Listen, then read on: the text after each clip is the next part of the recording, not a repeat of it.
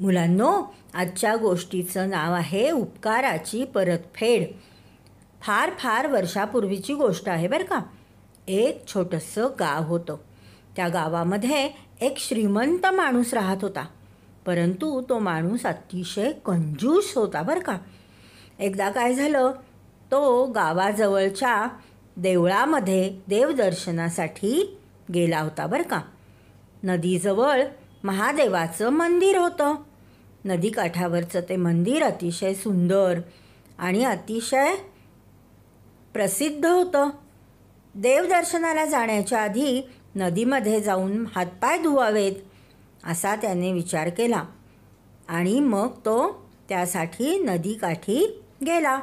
नदीमध्ये हातपाय धुत असताना काय झालं, अचानकच त्या निसरड्या दगडावरून त्याचा तोल गेला आणि तो नदीमध्ये धप्प दिशेने पडला. त्याला पोहता काही येत नव्हतं बरं का. आपला जीव वाचवण्यासाठी त्याची धडपड सुरू झाली. तो वाचवा वाचवा असे जोरजोराने ओरडू लागला आणि पाण्यामध्ये गटांगळ्या खाऊ लागला. काठावर काही लोक उभे होते बरं का, परंतु त्याला वाचवण्यासाठी पटकन कुणी पुढेही येईना.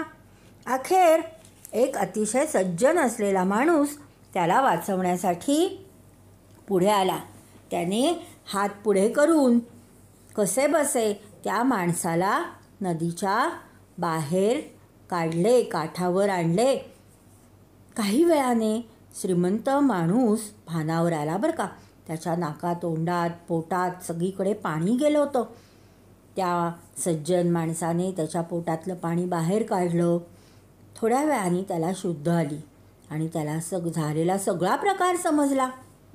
मग त्याने खिशातून एक चंची बाहेर काढली, त्याच्यातून खूप पैसे बाहेर काढले आणि लोकांना वाटलं आता हा खूप बक्षीस त्या सज्जन माणसाला देणार. परंतु त्याने काय केलं, त्यातलं 1 रुपयाचं नाणं तेवढं फक्त त्या सज्जन माणसाच्या हातावर ठेवण्यासाठी त्याला हात पुढे करायला सांगितलं. त्याचा कंजूसपणा पाहून जमलेले लोक खूपच संतापले बरं का आणि त्यांना अतिशय राग आला. त्या श्रीमंत माणसाला ते अद्वा बोलायला लागले. त्या सज्जन माणसाने सगळ्यांना थांबवले. तो म्हणाला, थांबा सभ्य माणसांनो, अहो त्याने स्वतःच्या किमती एवढे बक्षीस देऊ केले आहे, तेही स्वीकारण्यास माझी तयारी आहे. असे म्हणून त्याने 1 रुपयाचे बक्षीस घेतले आणि तो आपल्या वाटेने पुढे निघाला सुद्धा. बाकीची जमलेली माणसं त्या कंजूस माणसाला नावं ठेवत तिथून निघून गेली. तात्पर्य काय मुलांनो, तर दुसऱ्याच्या उपकाराची जाणीव आपण ठेवली पाहिजे आणि दुसऱ्यांनी आपल्यावर उपकार केले, मदत केली तर त्या बाबतीत आपण कृतज्ञता बाळगली पाहिजे आणि त्या उपकाराची परतफेड कोणत्या ना कोणत्या रूपात आपण केली पाहिजे.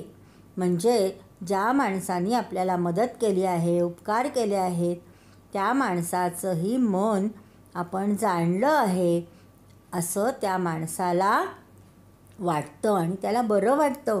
कुणीतरी माझ्या मदतीची सुद्धा जाणीव ठेवली ह्याचा त्याला आनंद होतो.